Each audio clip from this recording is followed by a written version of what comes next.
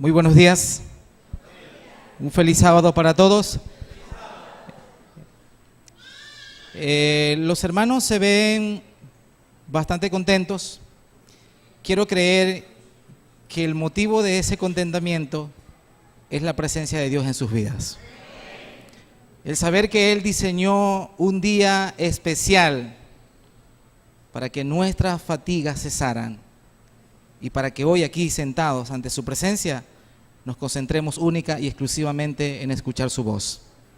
De igual forma pienso que los que a distancia a través de la web nos escuchan y nos ven también puedan sentir que Jesucristo es su principal compañía y en consecuencia el Salvador absoluto de esas vidas. Quienes tuvieron la oportunidad de abrir sus Biblias y de leer el primer versículo del primer libro de Samuel, tengo que decir que el capítulo 4 de Primera de Samuel o de Primero de Samuel es un episodio que de alguna manera refleja o nos dice que muchas veces nosotros en nuestras vidas vamos a tener algunos días raros o algunos días malos. Uno de esos días en los cuales nosotros planeamos algo, planificamos algo y resulta que pensando que todo iba a salir bien o pensando que íbamos a ganar, pero que no saliendo bien, sino que salió mal, pero que no ganando, sino que arrojando pérdidas, muchas veces nosotros al final de un día pensamos y concluimos diciendo que parece ser que ese día nos levantamos con el pie izquierdo. Un día raro, un día malo. Todos tenemos mientras estemos en este mundo. Es un día raro y es un día malo, a mi criterio, el que presenta a Israel o el que experimentó Israel. Y es lo que vamos a meditar a continuación en 1 de Samuel capítulo 4. Porque el primer versículo dice que por aquellos días, Israel salió a encontrarse en batalla contra los filisteos. Y Israel acampaba en un lugar llamado Ebenezer, y los filisteos acamparon en un lugar llamado Afet. Israel entablando una batalla contra los filisteos, un arrésimo enemigo del pueblo de Dios. Desde luego también tenemos que pensar que nadie promueve una pelea, nadie promueve un pleito, nadie promueve una guerra, a menos que esté seguro que va a ganar. Nadie pelea, nadie en su sano juicio busca pleito con uno más grande que otro. Nadie lo hace. El que busca el pleito, el que busca la pelea, está convencido que va a ganar la victoria. Ese día Israel salió a encontrarse con los filisteos convencidos de que iban a ganar. El enemigo no representaba ningún peligro, era un enemigo pequeño. Y sin embargo, ellos pensaban para sí mismos, ¿dónde está la medalla? Es pan comido, somos los campeones. Y resulta que la Biblia dice que después que se llevó a cabo esa batalla, la Biblia dice que los filisteos ganaron la batalla contra los israelitas y ese día por lo menos 4,000 hombres murieron en la derrota que Israel está experimentando. No eran buenas noticias para el pueblo de Dios, porque evidentemente el enemigo que estaba supuesto a perder había ahora ganado la batalla. Inconcebible. No solamente la pena de la derrota, sino la incertidumbre de saber qué había ocurrido aquel día. ¿Por qué un enemigo tan pequeño? ¿Y por qué ellos con una ventaja que estaban seguros habían ido con esa ventaja que estaba representada en la presencia de Dios, como lo había hecho el Señor en muchas otras batallas? Pero la realidad los golpeaba. Y no solamente que estaban perdiendo una derrota, sino que por lo menos ese día 4,000 familias quedaron enlutadas porque esos 4,000 hombres pertenecían por lo menos a una familia. Estamos entonces, hermanos queridos, en presencia de una tragedia para el pueblo de Dios. Y sin embargo, la preocupación no terminaba allí, porque que los filisteos derrotaran a los israelitas representaba también de que otras naciones vecinas se armaran de valor y fueran contra Israel. Porque si los filisteos habían ganado al pueblo de Dios, entonces cualquier otra nación podría hacerlo. Era motivo de preocupación. Era motivo de poder ver y analizar qué era lo que estaba ocurriendo. Como ustedes sabrán, hermanos, la iglesia cuando enfrenta cualquier cantidad de problema, lo primero que hace es convocar una reunión y tratar de evaluar qué es lo que está sucediendo y tratar de solucionar el problema. En el caso de Israel no fue la excepción. La Biblia dice que después de la derrota, los máximos dirigentes de la nación convocaron una reunión para saber qué era lo que había ocurrido aquel día. Por qué el enemigo que estaba supuesto a perder había ganado y cómo el que estaba supuesto a ganar había perdido. Interesante que la Biblia dice que cuando ellos comenzaron a dialogar en la situación que estaban pasando, experimentando, uno de ellos, o por lo menos digo yo, uno de ellos hizo la pregunta, o muchos de ellos tal vez hicieron la pregunta: ¿por qué Jehová nos ha derrotado hoy por medio de los filisteos? No dicen ellos que por qué los filisteos ganaron. Están responsabilizando directamente a Dios. ¿Por qué Jehová nos ha derrotado por medio de una nación pagana? ¿Por qué? No sabemos, porque la Biblia no dice cuánto duró la discusión o la reunión. Pero evidentemente de pronto alguien en medio de la reunión levantó su voz y dijo: un momentito, mira, yo sé lo que está pasando. ¿Cómo que sabes lo que está pasando? Sí, yo creo saber lo que está pasando, o yo creo saber lo que pasó. ¿Qué estás diciendo? Lo que pasa es que nosotros nos estamos olvidando de la historia de nuestro pueblo. Nos estamos olvidando de cómo Dios nos ha ayudado en el pasado. Pero por favor, ¿qué quieres decir? Yo estoy proponiendo, dijo a esa persona, que nosotros vayamos al campo de Silot, allá donde está el santuario, y que se traiga el arca del pacto de Jehová al campamento, para que estando el arca del pacto de Jehová en medio nuestro, entonces nosotros podamos ser una vez más esa nación invencible y podamos pelear todas las batallas que queramos y obtengamos todas las victorias que queramos. Interesante que en la pregunta de la discusión para buscar las responsabilidades o las causas, ellos habían dicho que por qué Jehová los había derrotado por medio de los filisteos. Y ahora están sugiriendo que fuese el arca del pacto quien descendiese al campamento, para que entonces, que estando el arca del pacto, ahora ellos sí pudieran obtener victorias. Pero ¿qué era el arca del pacto? Para el pueblo de Israel, el arca del pacto representaba que estaba Dios en medio de ellos. Era la presencia de Dios en medio de ellos. Así que la idea resultó muy buena y ellos decidieron enviar un emisario al campo de Silot, allá al santuario, allá donde estaba el sumo sacerdote Elí. Y cuando llegó aquel emisario para proponerle al sumo sacerdote que dejara salir el arca del pacto para ir al campamento, habiéndole contado lo que había sucedido, el sumo sacerdote lo pensó mucho, pero finalmente accedió, pero no accedió tan libremente o tan ligeramente a la petición, sino que él accede enviando con el arca dos condiciones, o por lo menos colocando dos condiciones. Y esas dos condiciones la Biblia dice que eran sus dos hijos, llamados Ogni y Finés. Así que el arca del pacto fue llevada al campamento, y la Biblia registra que cuando el arca del pacto llegó al campamento, la algarabía, los gritos, el festejo fue tal que se pudiera decir que casi que la tierra temblaba, del regocijo, de la alegría de que el arca del pacto había llegado al campamento israelita. Fue tanta la algarabía que toda la alegría, todos los gritos, todo el festejo se llegó a escuchar en el campamento filisteo. Y esto preocupó a los filisteos, porque ellos comenzaron a decir: ¿qué pasa con esos hebreos? Fueron ellos, que nosotros sepamos, fueron ellos los que perdieron.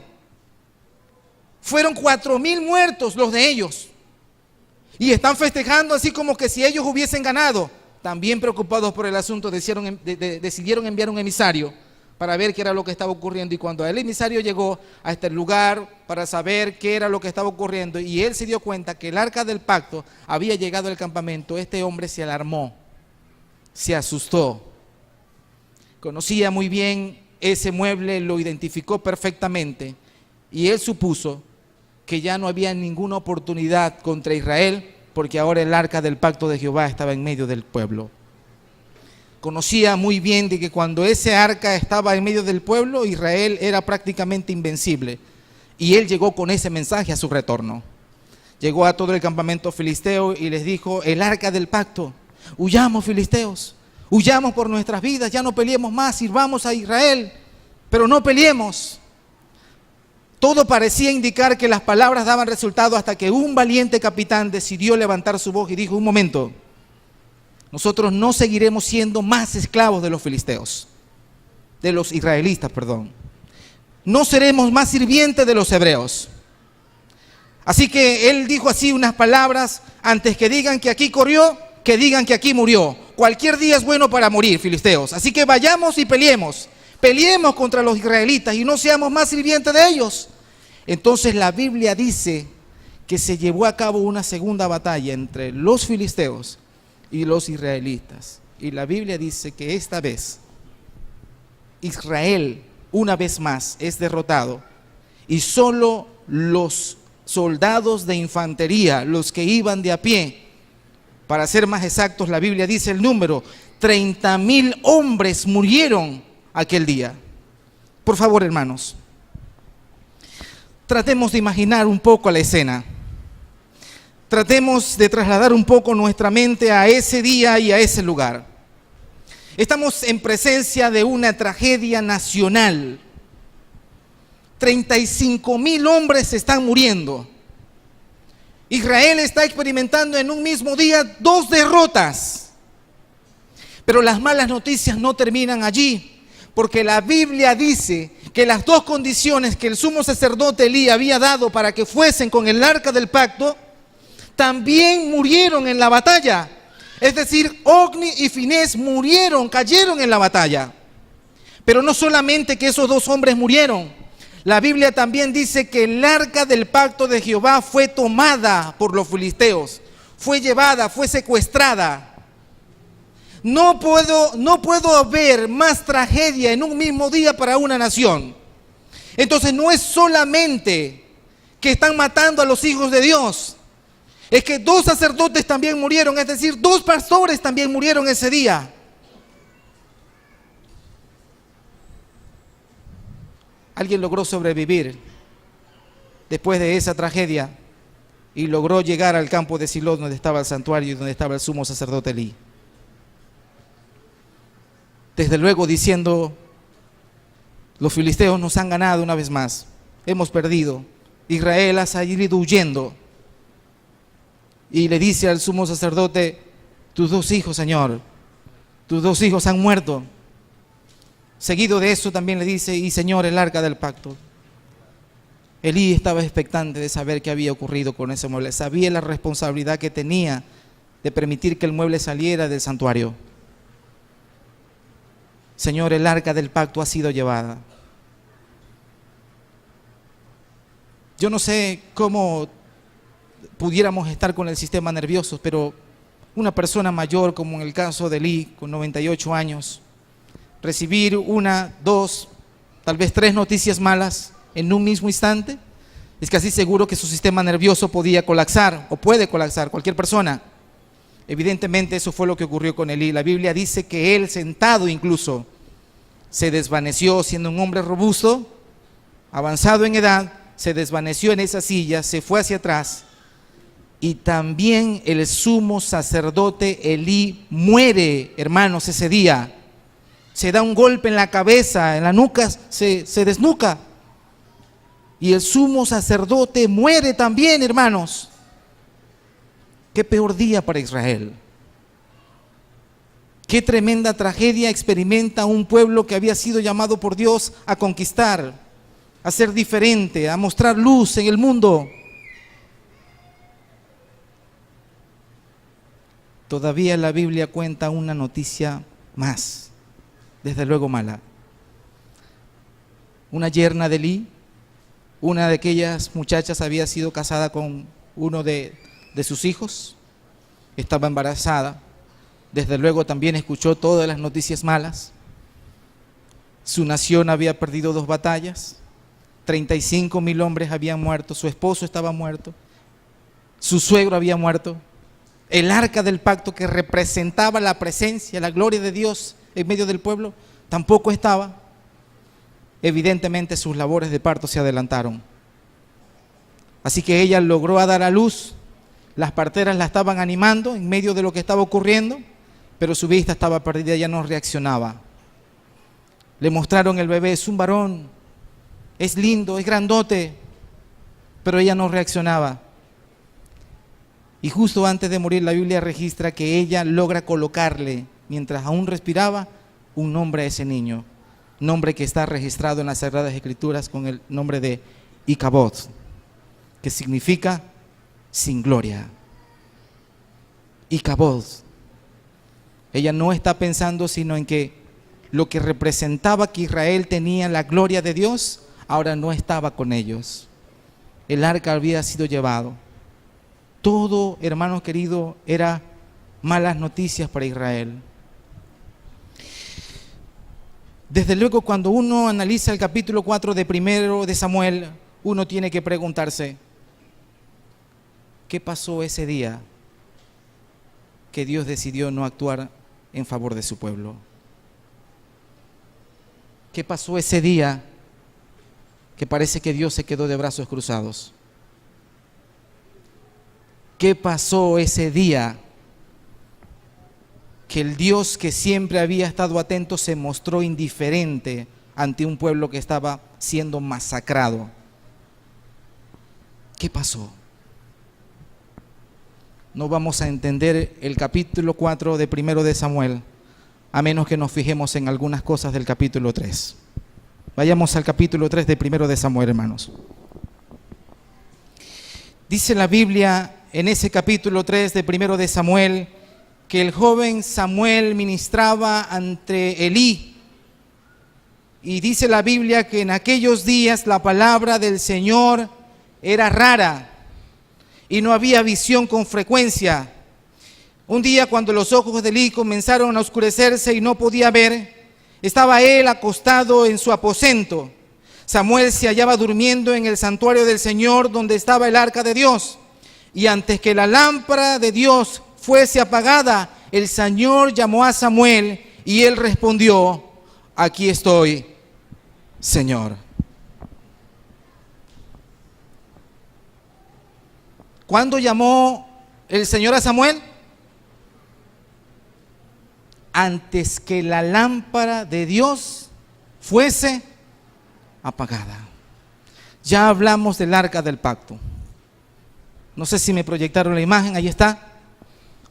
En ella estaban las 2 tablas, los 10 mandamientos, ahí están los 10 querubines, y entre los 2 querubines era donde se manifestaba la Shekinah, es decir, la gloria de Dios. Pero ahora estamos hablando un poco del candelabro de oro.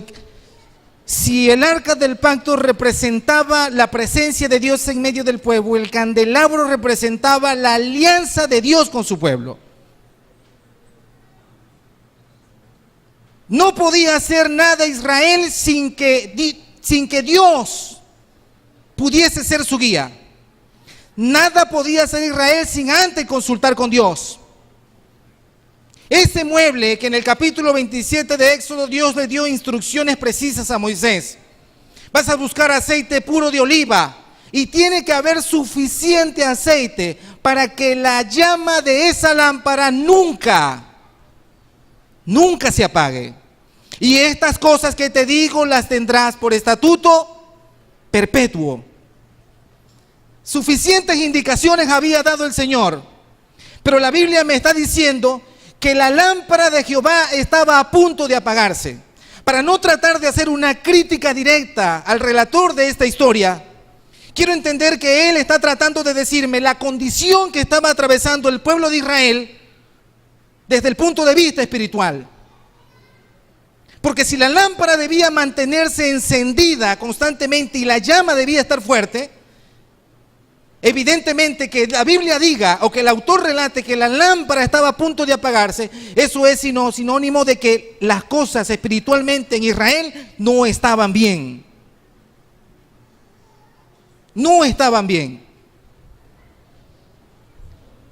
Por el capítulo 3 del libro de Samuel podemos identificar por lo menos dos cosas que evidenciaban de que las cosas espiritualmente en Israel no estaban bien.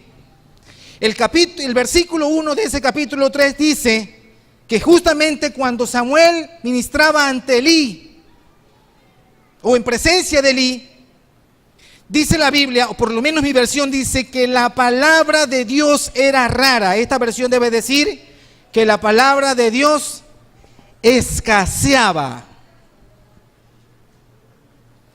Apreciados amigos, hermanos, vivimos en un tiempo en el cual nosotros tenemos acceso a la mayor cantidad de Biblias posibles. Hay Biblia para niños, hay Biblia para adolescentes, hay Biblia para adultos, con concordancia, con ignario, sin ignario. Cualquier cantidad de Biblia, y gozamos de las mayores bendiciones de que no tenemos restricciones para poder acceder a ella, como puede ocurrir en algunos países de este mundo o como pudo haber ocurrido en el pasado, cuando la Biblia era prohibida, cuando no se tenía acceso a ella. Si la palabra de Dios era rara o escaseaba para el pueblo de Dios, quiero entonces hacer una pregunta. Tal vez nosotros digamos, bueno, eso le ocurrió al pueblo de Dios en el pasado.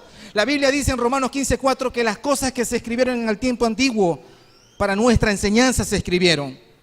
Pero al mirar la historia de Israel y al mirar a los hermanos israelitas, tal vez nosotros podamos decir o hacernos esta pregunta, o yo puedo hacer esta pregunta: ¿se podrá decir lo mismo de la iglesia adventista del séptimo día hoy? Lo mismo.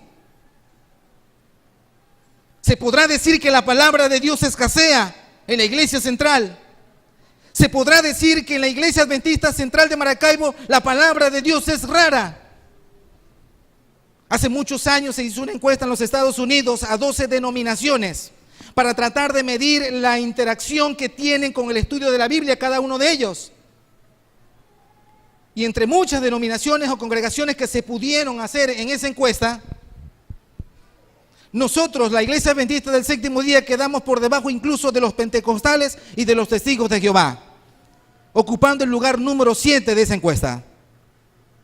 Un pueblo, hermanos, que cuando Dios lo levantó proféticamente, se conoció como el pueblo o la iglesia del libro, porque fueron hombres que Dios llamó y levantó fieles estudiosos de la palabra de Dios.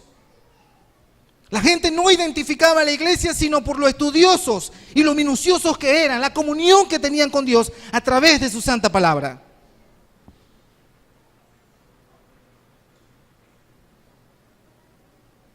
Yo no estoy interesado en saber cuánto tiempo le dedicamos al estudio de la Biblia.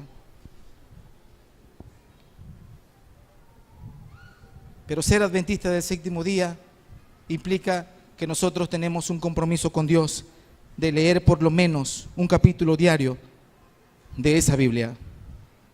Ser adventista del séptimo día implica que yo me debo relacionar tanto con ella, con la palabra de Dios, que ella va a ser mi guía para poder testificar a un mundo que perece por el pecado.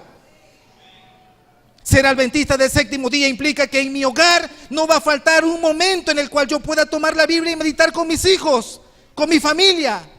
Ser adventista del séptimo día implica que vaya donde yo vaya, la palabra de Dios será mi guía y esencial para mi crecimiento espiritual.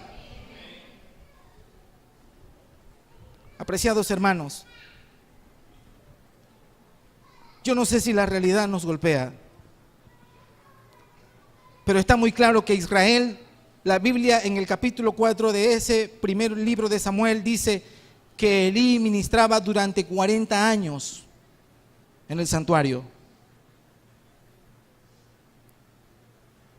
La Biblia dice que Ogni y Finés hacían cualquier cosa menos dedicarse a los asuntos espirituales del pueblo. ¿Qué hacía el sumo sacerdote durante 40 años como para que el pueblo de Dios llegase a un punto tal de que la palabra de Él escasease o fuese rara.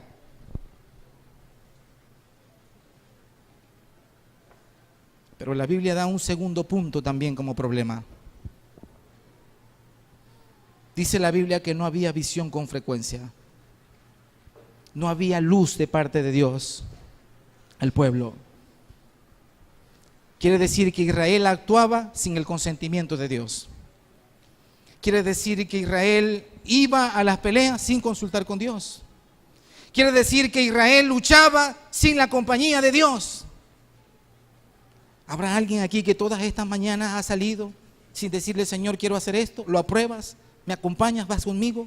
¿Me ayudas? Hoy pudiéramos decir que si allá no había visión con frecuencia, hoy pudiéramos decir que para que la visión de Dios llegue a mi vida es necesario que yo esté orando para recibir esa visión de Dios. Año 2002. Yo llegué a Coro y específicamente a Cruz Verde. Poquitos hermanos, poquitos, muy poquitos. Pero el primer sábado que estuve allí, había una gran fiesta en la iglesia. Y yo, como siempre, tratando de guardarme las 4 letras, no siendo penoso, me acerqué a un hermano y le pregunté, hermano, ¿qué pasa aquí? ¿Cuál es el motivo? ¿Qué celebran? Hermano, estamos celebrando que tenemos 40 días que estuvimos orando ininterrumpidamente. Y yo dije, gloria a Dios. Amén. Amén. Pero la palabra de celebrar a mí me quedó en la mente. ¿Cuántas veces celebramos nosotros el cumpleaños, Marilyn? ¿Cuántas veces? Una sola vez, porque ¿cuántas veces cumplimos? Las cosas se celebran ¿cuándo? ¿Siempre o eventualmente? Nosotros vamos a un entierro porque vamos ¿cuándo? Eventualmente. Pero la sierva del Señor inspirada escribió diciendo que la oración es el aliento del alma. Es decir, nuestro respirar. ¿Te imaginas, Jorge, tú y yo en 15 días, celebrando después de 15 días que durante 15 días estuvimos respirando? ¿Te imaginas? Hermano, si yo no respiro hoy me muero, mis pulmones se quedan sin aire, yo voy a morir. La oración para el cristiano es tan esencial, porque si nosotros no oramos, hermanos, vamos a morir espiritualmente. Ser adventista del séptimo día es estar comprometido con la oración. Ser un adventista del séptimo día es que yo me voy a proponer todas las mañanas dedicarme a caer de rodillas ante el Señor y pedirle ese día su dirección, su protección, que Él me muestre el pecado con claridad y que yo a través de la oración pueda ser inundado por la presencia de su Santo Espíritu en mi vida. Sin embargo, hoy la iglesia hace esfuerzos incansables, preocupados por la situación, para que la iglesia esté orando y para que la iglesia esté estudiando su santa palabra. Por ejemplo, hay un programa que la división lanzó llamado Reavivados por su palabra. ¿En qué consiste ese programa? En que por lo menos se estaba motivando a la iglesia de que pudiéramos leer un capítulo diario de las Sagradas Escrituras. Debería hacerlo a propósito, pero no lo voy a hacer. ¿Cuál fue el capítulo que tocó para el día de hoy? Yo quisiera que la iglesia respondiese completa, pero la realidad me dice que no todos sabemos que hoy tocaba el capítulo 2 de Hechos. ¿Dónde está mi relación con Dios a través de la palabra? ¿Dónde está mi relación con Dios a través de las Escrituras? Quiero terminar entrando en la parte final de este tema. La Biblia dice que Jehová llamó a Samuel, ¿cuándo? Una vez más, ¿cuándo lo llamó? Antes que la lámpara de Jehová fuese apagada. Yo digo, si casi nadie en Israel estaba leyendo la Escritura, si casi nadie en Israel estaba orando, ¿por qué la lámpara de Dios no se había apagado por completo? Porque por lo menos sabemos, los informes del libro de Samuel nos dicen que por lo menos había una persona que estaba orando y estaba derramando su alma en estudio, en oración al Señor. ¿Quién era esa persona? No era Samuel, hermanos. Samuel era un niño cuando Dios lo llamó y él no tenía comprensión de lo que estaba ocurriendo. ¿Quién era esa persona? ¿Quién era? Elí. No era Elí. No era Elí. La mamá de Samuel. Aquella mujer que un día llegó triste al templo, a la iglesia. Yo pienso a veces del caso de la mamá de Samuel, de la hermana Ana. Si había una persona en la iglesia que podía tener una justificación para decir que podía irse justificadamente de la fe y apartarse de la salvación, esa era la hermana Ana.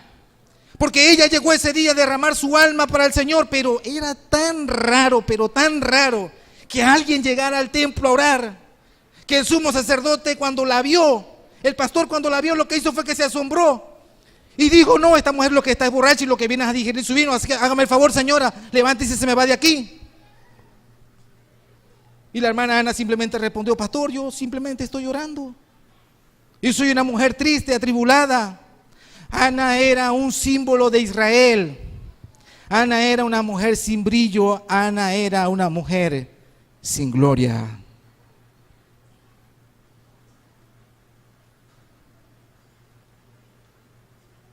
Entonces Dios mira a esa mujer, mira su anhelo. Su esposo se había ido, había buscado otra mujer, quería un hijo.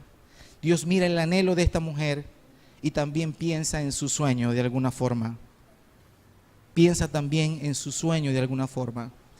¿Cuál era el sueño de Dios? Enviarle un buen profeta a su pueblo que llevara a cabo un reavivamiento y una reforma en todo el pueblo de Dios. ¿Saben por qué? Porque Dios nunca va a permitir que la lámpara del estudio de su palabra, porque Dios nunca va a permitir que la lámpara de la oración se apague de nuestras vidas. Antes que el Señor Jesucristo aparezca en las nubes de los cielos con poder y gran gloria, antes que eso ocurra, el Señor encenderá nuevamente nuestras lámparas para que estén vivas y ardientes para honra y gloria de su nombre. Yo tuve la oportunidad de conocer a una mujer en la ciudad de Cali. Yo conocí a mucha gente en Cali. Fuimos con un plan de plantar iglesias. El pastor fue de alguna manera, de muchos, fue el único que se animó, contamos con esa bendición, el único que se animó a poder soñar con una nueva iglesia para su distrito. Él nos envió a un sector y para nosotros fue algo nuevo, nos tocó invitar apenas. Mire, vamos a comenzar, ¿le gustaría compartir con nosotros una parte de la palabra? Trabajé con dos muchachas, Carolina Obando, Elibé González. Increíble la compañía de ellas, una cantaba, otra se encargaba de visitar. Fue maravilloso, pero en todo el trabajo que llevamos en Cali, en 2 semanas, yo tuve la oportunidad de conocer a Marixa. Marixa tenía a su hijo en la iglesia. Él se había casado ya. Tenía una hija que estaba en la iglesia, pero que ahora no estaba. Se había retirado. Y ella, particularmente ella, también estaba fuera de las filas. Había dejado de estar de parte del trono de Dios para irse del lado del enemigo.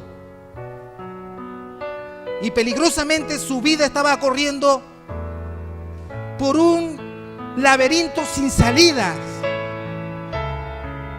Lo cierto del caso es que cuando yo supe que ella había sido adventista, que ella había conocido al Señor, que había tenido una experiencia especial con Él, que gozó de muchas bendiciones mientras compartió con el Señor en su vida, para mí fue inevitable preguntarle: Marixa, ¿qué pasó? ¿En qué consistió el hecho de que tú hoy no seas parte del pueblo de Dios? ¿En qué consistió que tú ahora no tengas esperanza y vivas sin ella? No lo sé. Yo solo sé que un día en la Biblia pasó a ser ese adorno en la mesita de noche abierta. en el Salmo 91 para que me protegiese el Señor de cualquier cosa mala. Yo no sé, pero solo que fue un día que yo dije que yo podía hablar con Dios caminando, no tenía que arrodillarme, no tenía que dedicarle horas. Yo creo que todo comenzó así y aquí estoy. ¿Saben? Ella es la segunda, de mi izquierda a derecha, derecha a izquierda de ustedes vendría siendo la tercera, Marisa. ¿Por qué ella estaba ahí con esas otras 3 personas? Porque ella entendió que de alguna manera Dios le había permitido asistir a esas conferencias. Y ella comprobó que definitivamente aún su lámpara no estaba 100% apagada. Hermanos, esta semana nos vamos a gozar de muchas bendiciones. Yo lo creo firmemente. Yo quiero creer esta mañana que usted se va a dedicar a poner de su parte y venir todas estas noches y a gozarnos en la palabra de Dios. Yo lo quiero creer. Ella lo supo reconocer y en consecuencia de eso ella bajó a las aguas del bautismo ese día al final de esa conferencia y pudo una vez más agradecerle al Señor por permitir que sus lámparas aún no se hayan apagado de un todo. Es verdad que han anunciado que Engelbert va a tener una semana de oración, pero por favor, olvídate por un momento de este servidor. ¿Y qué pensarías si en lugar de Engelbert fuese el Señor Jesucristo quien estuviera llevando a cabo este tema esta mañana y los que vienen? Dios mira tu lámpara y si se están apagando y están a punto de apagarse, Jesucristo te dice: yo no solo que tengo el poder para alimentar y encender esa llama, no es solo que tengo ese poder, es que quiero hacer que esa lámpara se encienda una vez más, que sea radiante. Y no solamente que quiero hacerlo, es que yo voy a hacerlo. Hoy Jesucristo dice: yo tengo el poder para reavivar tu vida. Yo tengo el poder para reavivar a la iglesia adventista del séptimo día. Pero si Jesucristo te preguntara en este momento: ¿cuándo quieres que yo comience a experimentar o realizar ese reavivamiento y esa reforma en tu vida? ¿Cuándo quieres? ¿Cuántas personas necesita el Señor Jesús para recomenzar en la iglesia un reavivamiento y una reforma? ¿Cuántas personas necesita? Una Ana, una hermana Ana.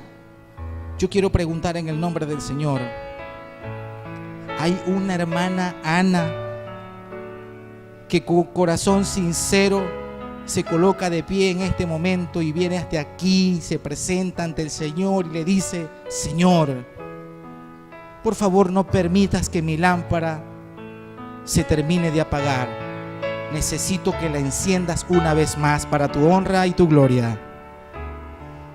Dios no va a permitir que la lámpara se apague porque ya Él está viniendo. Antes de que Jesús venga, nuestra lámpara se va a encender. ¿Cuándo quieres entonces que Dios comience a hacer eso en tu vida? ¿Cuándo? Hoy. Pero al final del sábado. Ahora mismo. ¿Quién quiere ser el primer hijo o hija de Dios que quiere venir hasta aquí y decirle: Señor, yo quiero que tú comiences una vez más a encender mi lámpara, porque quiero, Señor, que ella esté encendida? Hermanos queridos, la Biblia dice: levántate y resplandece, porque ha venido tu luz y la gloria de Jehová ha nacido sobre ti. Porque he aquí que tinieblas cubrirán la tierra y oscuridad las naciones, mas en ti será vista la gloria de Jehová.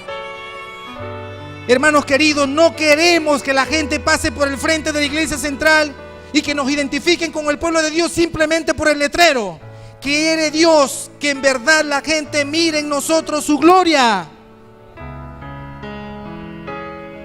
Vamos a orar. Padre bueno que estás en el cielo, nosotros tus hijos nos acercamos a ti porque creemos firmemente que tú tienes el poder necesario para avivar la llama del estudio de tu palabra y de la oración. Permítenos, Señor, reconsagrar nuestras vidas en este momento. Permítenos, Señor, poder ser buenos hijos para tu honra y tu gloria. Te queremos agradecer por el hecho, Señor, de llamarnos, por extendernos la invitación a que tú, Señor, comiences a realizar esa reforma en nuestras vidas. Lo necesitamos, Señor. Necesitamos que muchas personas en el mundo puedan ver tu majestuosa gloria en nuestras vidas. Padre Celestial, nos colocamos en tus manos de amor. Rogamos tu bendición para nosotros y para todos, hermanos, para todos tus hijos en esta iglesia. Lo agradecemos todo en el nombre de Jesús.